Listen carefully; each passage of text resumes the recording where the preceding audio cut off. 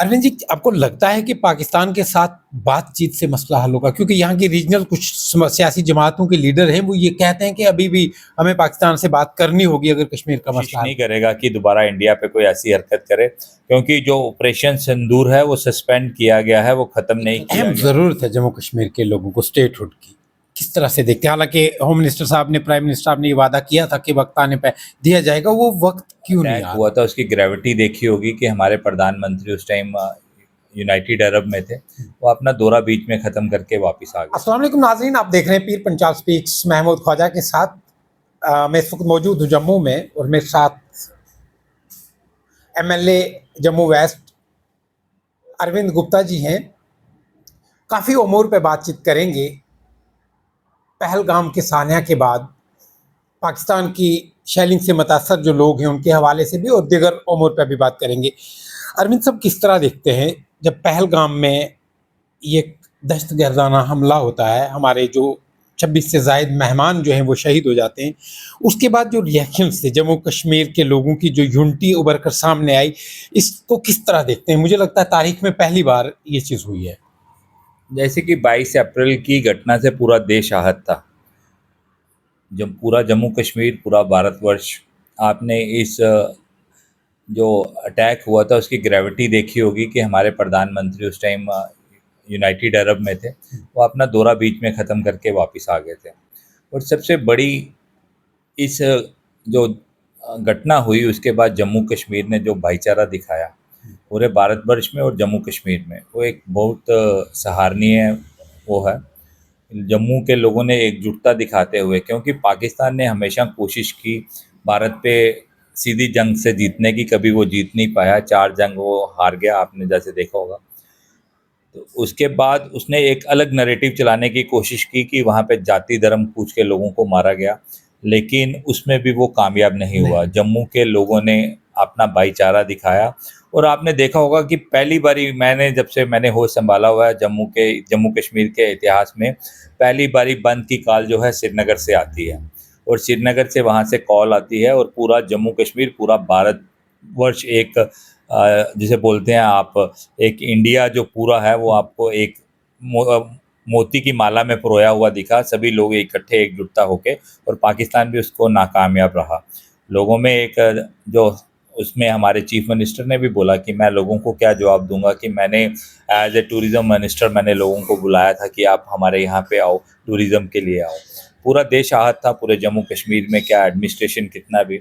उसके बाद भारतीय जनता पार्टी के जो हमारे कार्यकर्ता थे, आपस में एक एकजुटता, भाईचारा सभी ने बना के रखा, और जो उसका जवाब था 6 मई को रात को और 7 मई की सुबह को 1:05 में, जो इंडिया एयर फोर्सेस थी और इंडियन आर्मी ने उनके जो मिलिटेंट्स के कैंप थे उनको वहाँ पे स्टिक निशाना बना के उनके कैंपों को उड़ाया, जो उनके सोर्स थे मिलिटेंट्स के, वो ख़त्म किए।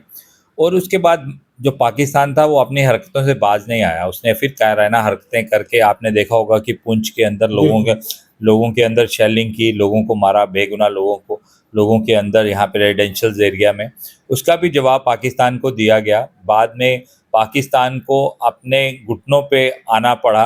उन्होंने अल्टीमेटली सीज़ फायर पे उन्होंने प्रेशर बनाया कि इंडिया सीज़ फायर करे, दोबारा अटैक, क्योंकि वो डायरेक्टली इंडिया से कभी भी लड़ाई नहीं लड़ सकते थे, और उसको जवाब मिला। और मेरे को लगता है कि पाकिस्तान दोबारा भी कभी ऐसी कोशिश नहीं करेगा कि दोबारा इंडिया पे कोई ऐसी हरकत करे, क्योंकि जो ऑपरेशन सिंदूर है वो सस्पेंड किया गया है, वो ख़त्म नहीं किया गया है। आपने देखा होगा कि जिस तरह से पाकिस्तान ने रेजिडेंशियल एरिया पे अटैक किए थे, अगर इंडिया का डिफेंस सिस्टम अच्छा ना होता तो जम्मू कश्मीर के अंदर कितनी तबाही होनी थी। क्योंकि उसके बाद भी उसने जो 125 एमएम के और 154 एमएम के जो उन्होंने मोर्टार फेंके, वो सिटी के अंदर गिरे, एक हमारे एरिया में भी गिरा। इसलिए काफ़ी चीज़ें, लड़ाई जो है वो किसी के लिए भी, किसी भी देश के लिए जो डेवलपिंग कंट्रीज़ हैं उनके लिए अच्छी नहीं होती।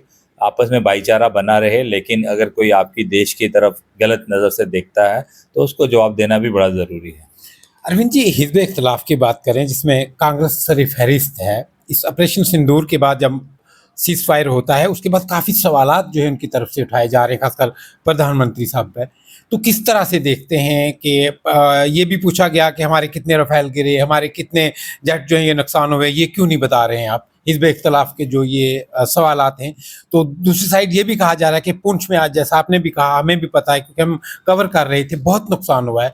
जानी नुकसान भी हमारा हुआ है, माली भी बड़ा नुकसान हुआ है। लेकिन प्रधानमंत्री साहब जब नेशन से खिताब करते हैं, तो ज़िक्र तक नहीं करते। देखो, कुछ आर्मी के जो डिफेंस में जो नुकसान वगैरह होता है, आर्मी ने जो उनकी ब्रीफिंग्स आई थी आर्मी की, उसमें पूरा ब्रीफिंग में सारा डिस्क्राइब किया गया हुआ था हमारा क्या क्या नुकसान है। जो राहुल गांधी की बात करें, राहुल गांधी को तो हमेशा देश के उस पर क्वेश्चन उठाने की आदत है। अगर उनका पूरा ट्रैक रिकॉर्ड देखो तो उन्होंने हमेशा देश के सबूत मांगा है। पिछले सर्जिकल स्ट्राइक थी, सर्जिकल स्ट्राइक का भी उन्होंने सबूत मांगा था। अब इस बारी जो ऑपरेशन सिंदूर था, उन्होंने ऑपरेशन सिंदूर का, जबकि पाकिस्तान खुद, क्योंकि इस पिछली बड़ी सर्जिकल स्ट्राइक जब हुई थी तो पाकिस्तान ने कहा था जी हमारे कुछ ऐसे ही कर, लेकिन ऑफिशियली इस बारी पाकिस्तान ने माना है कि हमारी जो पहले 9 साइट्स थी यहाँ पे मिलिटेंट्स कैंप थे, लेकिन वो मानते नहीं मिलिटेंट कैंप से। लेकिन जो उन्होंने बोला कि हमारे, हम जिनको बोलते हैं मिलिटेंट कैंप से, वहाँ पे जो मारे गए, जिसकी पिक्चर्स भी बाद में रिलीज़ की गई, उनके जो एयरपोर्ट्स थे, 13 एयरपोर्ट्स थे, वो जब उन्होंने खुद एग्री कर लिया है, उसके बाद मेरे को नहीं लगता कि अपना जो हमारे देश के प्रधानमंत्री हैं उनको कोई सबूत देने की ज़रूरत है। बाकी रहा राहुल गांधी जी का, राहुल गांधी जी तो किसी पे भी सवाल उठा सकते हैं। उन्होंने जब भी सर्जिकल देश हित की बात आती है, जब कोई नेशन की बात आती है, उन्होंने हमेशा, कांग्रेस का ये ऐसा ही दोहरा वो व्यवहार रहा है, उन्होंने हमेशा देश के उस पर क्वेश्चन उठाए हैं। आर्मी की पूरी ब्रीफिंग्स है, पूरा जो हमारे प्रधानमंत्री ने मीडिया में जब आके सबका देश को एड्रेस किया, उन्होंने बताया ऑपरेशन सिंदूर की कामयाबी के बाद जब हाउस लगेगा उसमें आप क्वेश्चन कर सकते हैं वहाँ पे हाउस के अंदर की क्या क्या है।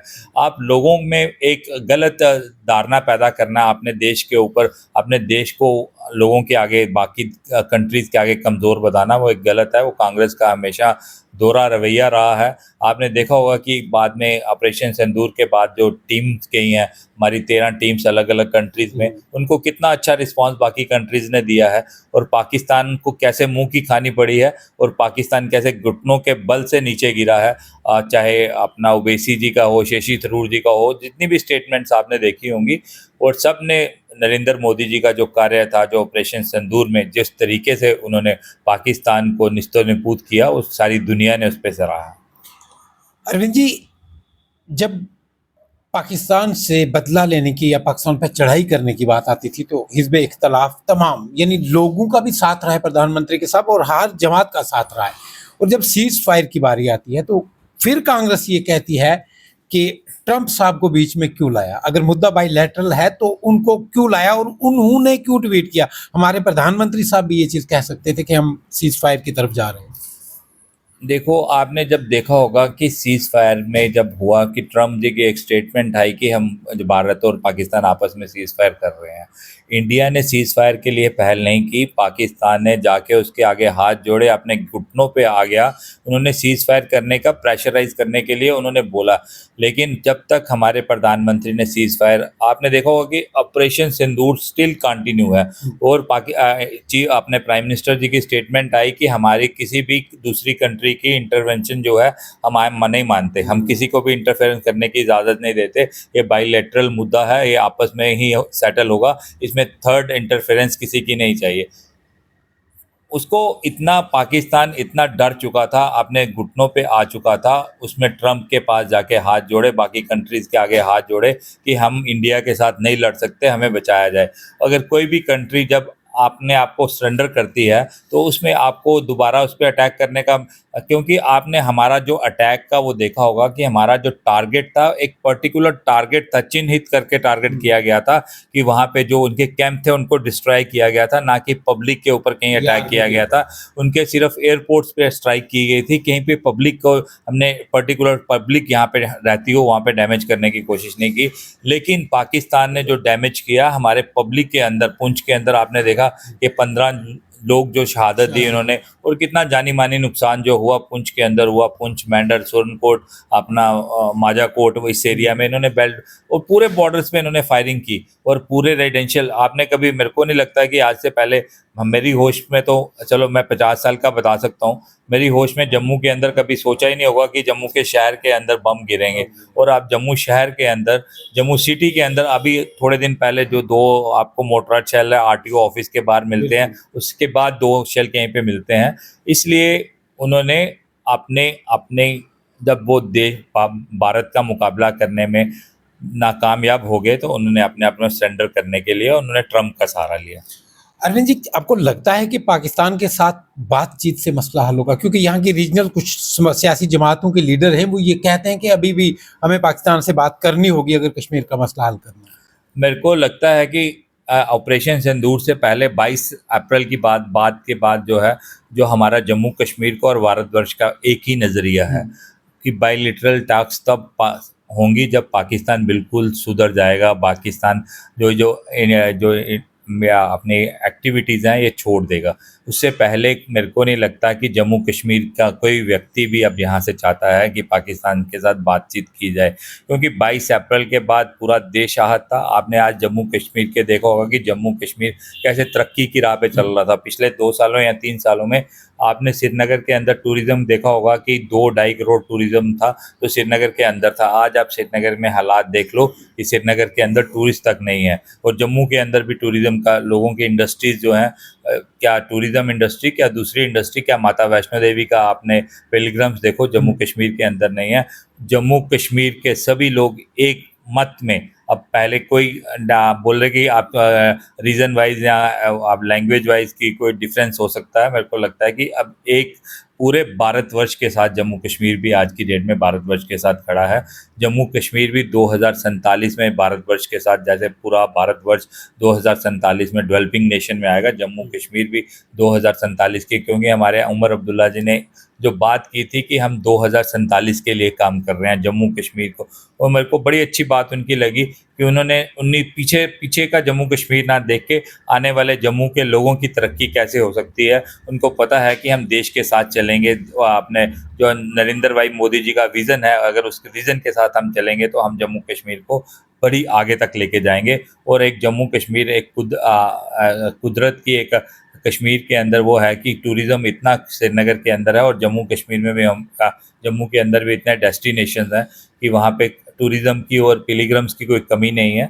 और इस बारी जो हमारे 3 जुलाई को यात्रा शुरू होने वाली है, 3 अमरनाथ की यात्रा, उसके लिए भी पूरा जम्मू कश्मीर जो है पूरे तरीके से तैयार है, और अपनी यात्रा के लोगों को, जम्मू भारतवर्ष के जितने भी महादेव के भक्त हैं उनके लिए स्वागत के लिए तैयार है। मेरे को लगता है कि उनको यात्रा में पूरी तरह से आना चाहिए। पूरे भारतवर्ष के जितने भी लोग हैं जो अमरनाथ यात्रा के, अभी तक अप्रॉक्सीमेटली 5 लाख लोगों ने रजिस्ट्रेशन करवा ली हुई है, वो यात्रा पे आएँ। यहाँ पे कोई ऐसा माहौल नहीं है, बिल्कुल नॉर्मल है, जैसे पहले जम्मू कश्मीर था वैसे ही जम्मू कश्मीर के सभी लोग जम्मू और कश्मीर में उनके स्वागत के लिए तैयारियां करके बैठे हैं यहाँ पे। और भोले बाबा की दरबार भी उनका इंतज़ार कर रहा है। यहाँ पे आएँ अपने परिवार के लिए और अपने लिए, यहाँ पे आशीर्वाद लेके और माथा टेक के यहाँ पे जाएं।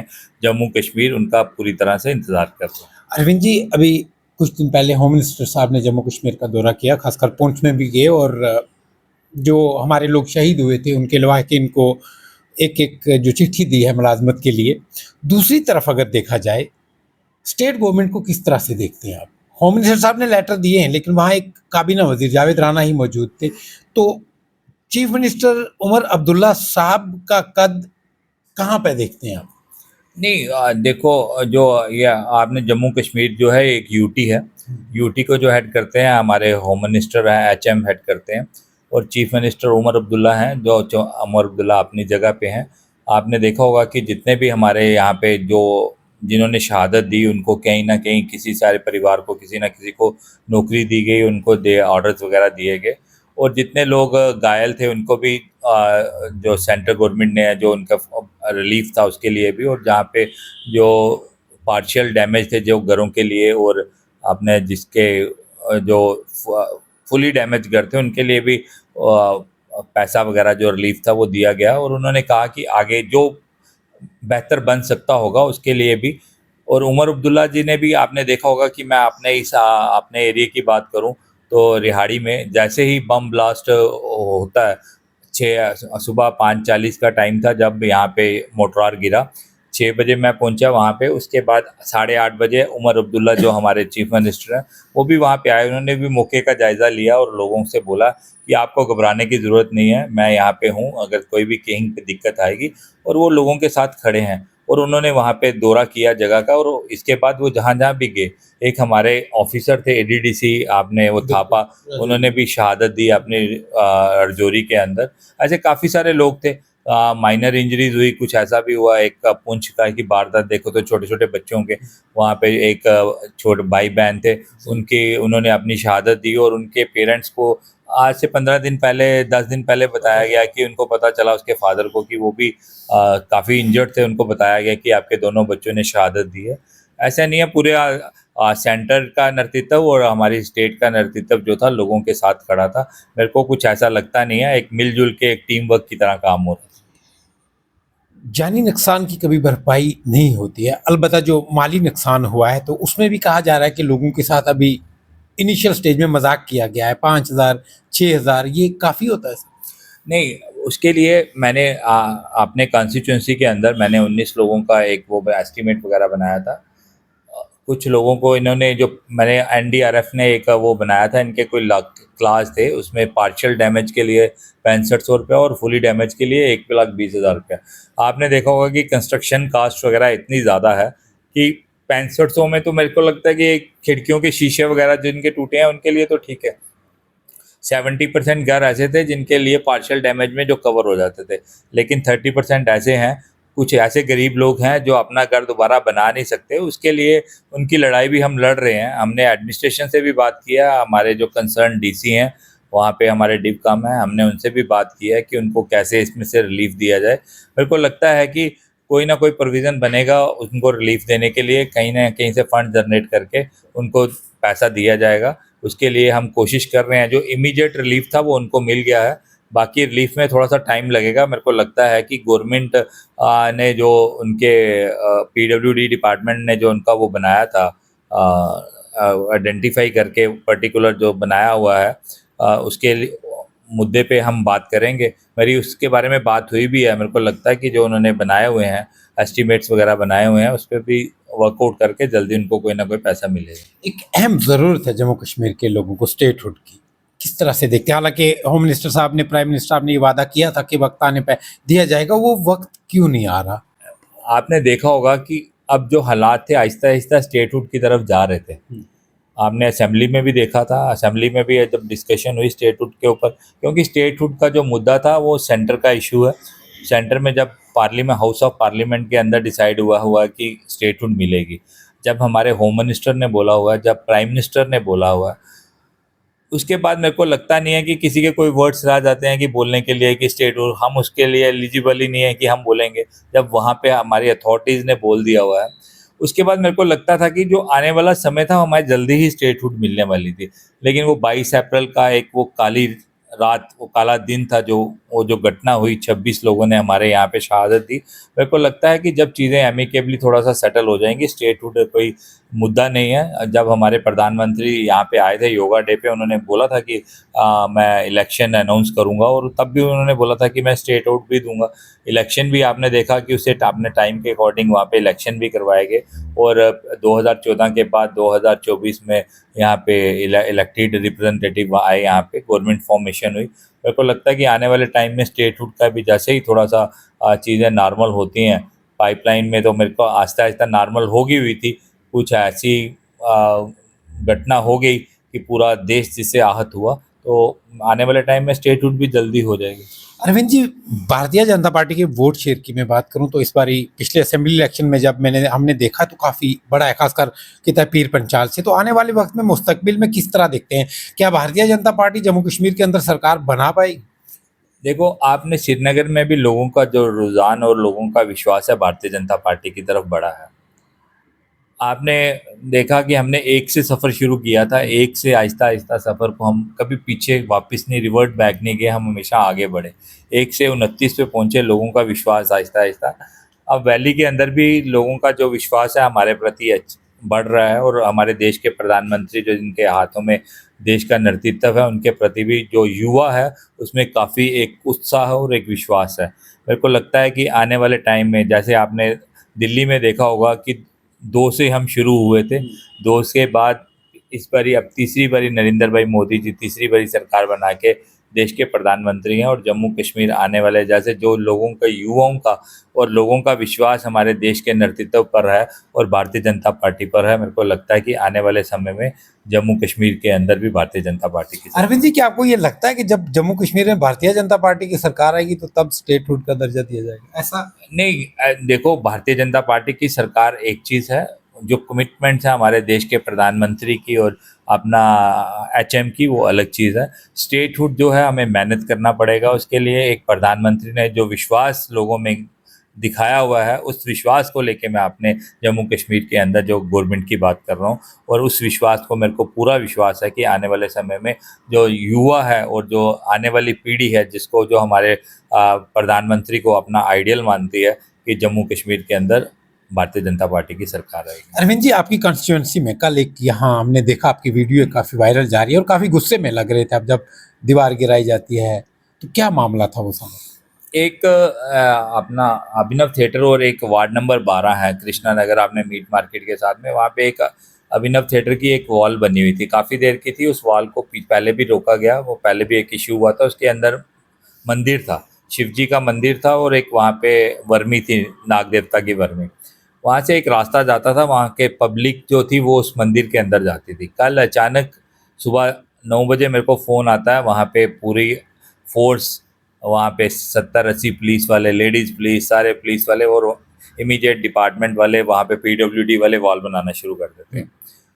अगर आपको लगता था कि आप कुछ गलत नहीं कर रहे, तो आपको इतनी फोर्स की ज़रूरत नहीं थी वहाँ पे। आपको लगता था कि आप पब्लिक काज का काम है, तो मेरे को नहीं लगता कि आप वैसे भी 2 मिस्त्री लगाते तो वॉल बना देते। आपको लगता था कि आप कहीं ना कहीं पे गलत हो, तो आपको इतनी फोर्सेस वहाँ पे बुलानी पड़ी। जब मैं मौके पे गया तो मैंने उनको बोला कि एक पब्लिक की जो आस्था है इस मंदिर के साथ जुड़ी हुई है, और मेरे को नहीं लगता कि कोई भी डिपार्टमेंट किसी भी हिंदू हो या मुसलमान हो कि मंदिर या मस्जिद में जाने के लिए किसी को रोका जा सकता है। मैंने इनको कहा कि यहाँ पे दीवार की जगह आप गेट बना दो, लेकिन थोड़ा-सा वो थोड़ा आपस में टकराव रहा, लेकिन या हमारे डीसी साहब जो हैं सचिन जी, उन्होंने इंटरवीन किया बीच में, और वहाँ पे ऑफिसर्स वगैरह आए। बाद में एमिकेबली चीज़ें सेटल हो गई, लेकिन शुरू में थोड़ा-सा गरमा-गर्मी हुई।